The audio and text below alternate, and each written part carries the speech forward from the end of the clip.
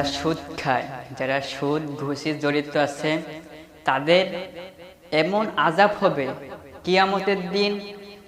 তারা যখন মৃত্যু গ্রহণ করবে, তাদের মৃত্যুর সময় একটা ফেরেশতা আসবে। ফেরেশতা পায়ের কাছে এসে তার এমন বড় চোখ দেখবে, সেই চোখ দেখে সে ব্যক্তির বিছানায় প্রসাব করে দেবে, পায়খানা করে দেবে। যে সেই ফেরেশতার যে এত বড় চোখ থাকবে, সেই চোখ দেখে সে ব্যক্তি পেশাব পায়খানা করে দিবে।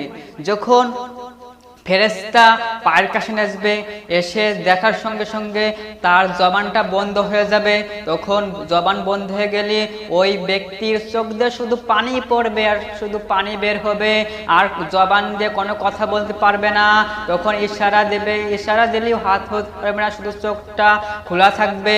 তখন ফেরেশতা এসে যখন বুকে হাত দেবে, হাত দিয়ে যখন জানটা টান দেবে, তখন এত বড় কষ্ট হবে, এত বড় কষ্ট হবে, কষ্ট বলার মতন নাই। তার জন্য আমি তোমাকে বলছি রে ভাই, সুদের থেকে বাঁচো, ঘুষের থেকে বাঁচো।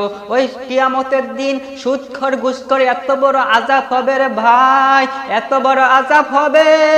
সেই আযাব হবে যে যেই টাকা খাবে সে কোনোদিন সেই সাপ বিষসহ তার পেটের মধ্যে আসবে।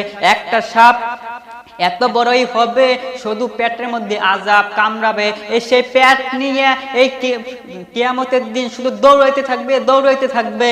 তার জন্য বলি ভাই, সুদ খাত থেকে হিসাব করে থাকো, সুদ ঘুষ খাওয়ার থেকে তুমি হেফাজত থাকো। তার জন্য বলছি। আর জাহান্নামের আগুন এত বড় ভয়ঙ্কর হবে রে ভাই, এই দুনিয়ার একটা লাইটের যখন জ্বালায়, লাইটের তাপ যখন 5 মিনিট পরে হাত দিতে পারি না, কিন্তু জাহান্নামের আগুন এত বড় ভয়ঙ্কর হবে, এত বড় ভয়ঙ্কর হবে। তখন জাহান্নামের আগুন আমি কিভাবে সহ্য করব রে ভাই, তুমি কিভাবে জাহান্নামের আগুন সহ্য করব? তার জন্য জাহান্নামের আগুন যখন এত বড় ভয়ঙ্কর হবে, জাহান্নামে যখন দেবে, তখন সবগুলো চোখ মুখ সব পুরে ছাই হয়ে যাবে। তার জন্য যখন কবরে যখন রাখা হবে, মৃত্যুর সময় যখন তোমার ওই সেই মসজিদে সে পালকি যখন নিয়ে যাবে, পালকিতে করে, তখন পালকিতে যখন এনে কবরে রাখবে, কবরে এনে তোমাকে যখন কবরে দিবে, শুয়াই হবে, তখন কবরে দিয়ে তার বিছানা উপরে বাঁশের মাসুল দেবে। বাঁশের মাসুলের উপরে তুমি মনে করবে একটু একটু ফাঁক আছে, ওই ফাঁক তো হবে না। তখন তোমার বন্ধু বান্ধব আত্মীয় স্বজন তোমার এতই পর হবে, সেই বন্ধু বান্ধব আত্মীয় স্বজনও তোমার সেই যে টুকটুক ফাঁক ছিল তোমার কলা পাতার সেই ঢুগলা দিয়া, আমরা বলি ঢুগলা, তোমরা ঢুগলা দিয়া বিষিয়ে সে মাটি দিয়ে দিবে। তখন একটু অন্ধকার থাকবে না। তুমি ভাববা লাগছো তোমার বন্ধু বান্ধব আমার সাথে থাকবে, না, তোমার মাটি দিয়ে মুনাজাত করে তোমার কবর থেকে চলে যাবে। যখন আজরাইল আসবে, যখন ফেরেশতা এসে তোমাকে বলবে মান রব্বুকা, তোমার রবকে, মান দিনুকা, তোমার দিনকে, মান ইসলামকে, তোমার ইসলামকে, যখন তুমি এই কথা যদি বলতে না পারো, তোমাকে ওই কালে জাহান্নামের আগুন বিছাই দেওয়া হবে। তখন তোমাকে জাহান্নামের আগুন বিছাই দেওয়া হবে। তার জন্য বলি ভাই, এই দুনিয়ায় এই বয়সে কোন সময় কার মৃত্যু হবে জানা যায় না। তুমি এই যে যুবক, তুমি ভাবছো কি এই যে ইয়াং বয়স আছো, ইয়াং বয়সে তোমার মৃত্যু, তোমার দাড়ি পাকে নাই, তোমার চুল পাকে নাই, তুমি ভাবছো কি আরো কত বছর বাঁচবো। কিন্তু ভাই তুমি চিন্তা করে দেখো না, তোমার বন্ধু বান্ধব কত মানুষই ওই মোটর সাইকেল অ্যাক্সিডেন্ট করতেছে। তুমি ওই চিন্তা করে দেখো না, সেদিনকার ঢাকা এয়ারপোর্টে কত বাচ্চারা অ্যাক্সিডেন্ট করছে, কত বাচ্চারা অ্যাক্সিডেন্ট করছে। ওদেরও বাচ্চাদের, একটা বাচ্চার ডাক্তার হওয়ার আশা ছিল, একটা বাচ্চার নার্স হওয়ার একটা ছিল, একটা বাচ্চার পুলিশ হওয়ার আশা ছিল, কিন্তু সেই আশাগুলো হয় নাই। তুমি যার জন্য যেগুলো করতেছ, কিন্তু নামাজে আসো ভাই, তোমার মৃত্যু কোন সময় আছে কোনো ডাক্তার, কোনো কবিরাজ, কেউ, কোনো বিজ্ঞানী কেউ জানে না, শুধু উপরে আল্লাহ ছাড়া কেউ জানে না তোমার মৃত্যু কোন সময় হবে। তার জন্য ভাই, কবরে যখন নিয়ে হবে, নামাজ যে আমল করবে না, আল্লাহ তাআলা বলছে যে নেক আমল করবে তার হলো আমার।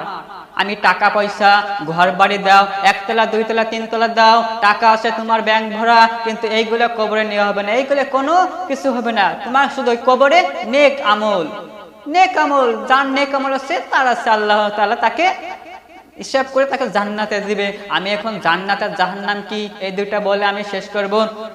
জাহান্নামের আগুন যখন এত বড় ভয়ঙ্কর, যখন তোমাকে জাহান্নামের আগুন বিছিয়ে দেওয়া হবে, তখন ওই কবরের দুই পাশের মাটি যখন তোমাকে চাপ দিবে রে ভাই, সেই তোমার হাড় গুঁড়ো, দুইটা হাড় তোমার এই হাতের মধ্যে, দুইটা হাড় দুই হাতের হাড়ের মধ্যে ভরে যাবে। তখন ভরে গেলে কিরকম লাগবে রে যুবক ভাই? জাহান্নামের আগুন এত বড় ভয়ঙ্কর, এত বড় ভয়ঙ্কর। তুমি যা চাচ্ছ, তুমি যদি একটু পানি চাও, তোমাকে যদি এই দুনিয়ার সারা বিল নদী যদি পানি দেয়, তোমার সেই পানি খাও, তাও তোমার পিপাসা মিটবে না, তাও তোমার পিপাসা মিটবে না। এত বড় জাহান্নামের আগুন। তুমি যখন ফজরের নামাজ পড়বে না, ফজরের থেকে আসর পর্যন্ত তোমার সাপ ঠুকাবে, তোমাকে আযাব দিবে। আসরের নামাজ না পড়লে আসরের থেকে মাগরিবের নামাজ পর্যন্ত তোমাকে সাপ ঠুকাবে, আযাব দিবে। আসরের মাগরিবের নামাজ যদি না পড়ো, মাগরিবের থেকে এশার নামাজ পর্যন্ত তোমাকে সাপ ঠুকাবে। এশারের নামাজ যদি না পড়ো, এশার থেকে ফজরের নামাজ তোমাকে সাপ ঠুকাবে, আযাব দিবে। তখন তুমি কি করবে ভাই? তখন এই দুনিয়ার আযাব সহ্য করতে পারে না আমরা। জ্বর হলে, ঠান্ডা হলে এইগুলো সহ্য করতে পারে না, দ্রুত ডাক্তারের কাছে যায়। কিন্তু অত বড় ভয়ঙ্কর আযাব হবে জাহান্নামের আগুন রে ভাই। কিভাবে তুমি সহ্য করবে জাহান্নামের আগুন? কিভাবে তুমি সহ্য করবে? জান্নাত কি? আল্লাহ তাআলা যে নেক আমল, যে আল্লাহ তাআলা যে প্রশ্ন করবে, যে ব্যক্তি প্রশ্ন উত্তর দিতে পারবে, আল্লাহ তাআলা তাকে একটা ফেরেশতা পাঠিয়ে দিবে। ফেরেশতা পাঠিয়ে বলবে, যাও ওই যেই বান্দা আমার নেক আমল করছে তাকে তুমি জান্নাতে নিয়ে যাও। যখন জান্নাতে নিয়ে যাবে, জান্নাতের ফেরেশতারা এসে তাকে একটি মালা পরাবে। একটা মালা যখন পরাবে, সেই মালা পরাইতে যতটুকু সময় লাগবে, সেতটুকু পর্যন্ত তার কিয়ামত ফুরসিলাত পার হওয়ার সময় হয়ে যাবে। তো একটা মালা, আর যে জাহান্নাম যে ইয়রবে, তার মনে করেন একদিন কত সময়, মানে তার কাছে মনে হবে ৭০,০০০ বছর একটা দিন যাচ্ছে। আর যে জান্নাত একটা মালা পরাবে, সেই সময় হবে তার কাছে মনে করেন ১ সেকেন্ডে, যে কিয়ামত এত তাড়াতাড়ি হয়ে গেল, ফুরসিলাত পার হয় এত সময় হয়ে গেল। তার জন্য জান্নাত, একটা ব্যক্তি জান্নাত, তাকে ফেরেশতারা জান্নাতে তাকে নিয়ে যাবে। যখন সেই ফেরেশতা সেই লোককে যে জান্নাতে নেবে, সেই জান্নাতের ব্যক্তিকে যখন প্রথম ফেরেশতা জান্নাতে ঢুকবে, তখন একটা প্রথম গেটে যাইয়া যখন প্রবেশ করবে, সে লোক বলবে কি, এটাই তো জান্নাত, এখানেই বসে পড়বে। এত সুন্দর গেট দেখে, এত সুন্দর গেটের আশপাশ দেখে বলবে কি, এটাই তো জান্নাত। তখন ফেরেশতা বলবে, না তুমি কোন জায়গায় বসতেছো? এটা তো তোমার জান্নাতের প্রথম গেট। তখন দ্বিতীয় গেটে যাই বলবে কি, না এটাই জান্নাত, আর কোন জায়গায় যাবো? তখন ওইটাই বলবে, আবার ফেরেশতা বলবে, না এটা জান্নাত না, এটা জান্নাতের গেট। তখন যাই বলবে কি, আচ্ছা ঠিক আছে চলো। তৃতীয় নম্বর গেটে যাই বলবে কি, এইটাই তো জান্নাত, এত সুন্দর, পরপর তো এত সুন্দর, এটাই তো জান্নাত। তখন বলবে ফেরেশতা বলবে, না সামনে জান্নাত। যখন জান্নাতের ভিতর যায় ঢুকবে, তখন বলবি, দুনিয়ায় কি কাজ করছিলাম, আজকে এতটুকু সামান্য কাজ করছেন, এত বড় এত কিছু, আগের থেকে যদি জানতাম তাহলে দুনিয়ায় কোনো গুনাহ, কোনো বেহাপনা করতাম না, কোনো খারাপ কাজ করতাম না, শুধু এই মসজিদে এসে নামাজ পড়তাম, আল্লাহর হুকুম পালন করতাম। তার জন্য ভাই, দোস্ত ভাই বোন বলছি, তার জন্য ভাই দিনের পথে চলো। যে দিন এত বড় গুরুত্ব ভাই, যখন তোমার নিঃশ্বাসটা নেওয়া হয়ে যাবে, যখন তোমার নিঃশ্বাসটা যখন আজরাইল নিয়ে যাবে, তারপরে তুমি যেতই বলো কবরে আল্লাহর কাছে, আল্লাহ তুমি আরেকবার আমাকে এই দুনিয়ায় ফাটাও, তখন কিছুই হবে না, ফাটাবে না।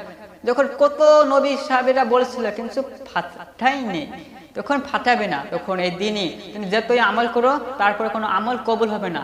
তোমার কবুল হইতে পারে কি, তোমার ছেলে মেয়ে থাকলে তোমাকে জন্য দোয়া যদি করে, সেটা কবুল হবে, কিন্তু তুমি যতই আমল করো সেটা কবুল হবে না। তার জন্য ভাই বলি, দিন থাকতে নামাজ পড়ো। যুবক ভাইদেরও বলি, দাড়ি রাখো না। দাঁড়িয়ে একটা সাহাবী হুজুরের কাছে, একটা সাহাবী গেছিল, একটা দাড়ি, সে দাড়ি যাইয়া হুজুরের কাছে দেখে, হুজুর গো মেলা, হুজুর বড় গো হুজুর মিটমিটে হাসতেছে একটা দাড়ি দেখে। তখন সেই যুবক দেখে রাগ হয়ে গেল, কেন হুজুর আসতেছে, আমার কি চেহারা খারাপ, আমি কি কালো, কেন হাসতেছে? পরের দিন মেলায় পর্যন্ত ছিল, তখন পর্যন্ত হুজুর হাসতেছে। পরের দিন এসে সে দাড়িটা কেটে আইছে, তখন হুজুরকেও পাশা ঘুরে দাঁড়াইছে, যখন মুখ আগের বাড়লো সামনে পড়ে, এবার পাশা ঘুরে দিচ্ছে, তখন বলছে হুজুর আপনি আগের বার আসলাম, আপনি হাসলেন, এবার পাশা ঘুরে দিলেন। বলছে কি পাশা ঘুরে দিব, তোমার কাছে যে একটা দাড়ি ছিল, ওই দাড়িতে আমার ছোট ছোট ফেরেশতারা খেলাধুলা করতো, হাসাহাসি করতো, তুমি যে দাড়িটা কেটে দিছো তার জন্য আমরা সবাই যুবক ভাইরা দাড়ি রাখবো। দাড়ি রাখা সুন্নাত। দাড়ি রাখলি তিনটা ডক্টররা বলে দাড়ি রাখলি সেক্সে ক্ষতি হয় না, দাড়ি রাখলি সেক্সে ক্ষতি হয় না, নিজেকে কিডনির ক্ষতি হয় না, অনেকই ডাক্তাররা বলে। তার জন্য দাড়িতে কোনো খুর লাগাবো না, ছোট থেকে দাড়ি রাখবো ইনশাল্লাহ। আর দাড়ি রাখলে আরেকটা কথা হলো, যে ব্যক্তি দুনিয়ায় জিনা করবে, যে ব্যক্তি জিনা করবে তার জন্য আল্লাহ তাআলা বলেছে, যে ব্যক্তি জিনা করবে, জিনা করার মন চাবে কিন্তু জিনা করবে না, খারাপ ভিডিও থেকে হেফাজত করবে, আল্লাহ তাআলা বলেছে তাকে আমি আমার নবীর সাথে এক দস্তখানায় বসে নিজ হাতে আমার নবী তাকে খাওয়াই দেবে। আমরা তো সবাই চাই না আমার নবীর সাথে এক দস্তখানে খাইতে। তার জন্য ভাই খারাপ কাজ থেকে, জিনার কাছ থেকে যেন আল্লাহ তাআলা আমাকে আপনাকে বাঁচিয়ে রাখতে পারে। আল্লাহর কাছে দোয়া করবো, আল্লাহ যেন আমাকে আপনাকে এই যেই কথা বলছে এই কথা আপনাদেরকেও মেনে চলার তৌফিক দেখ এবং আমাকেও মেনে চলার তৌফিক দেখ। আমিন।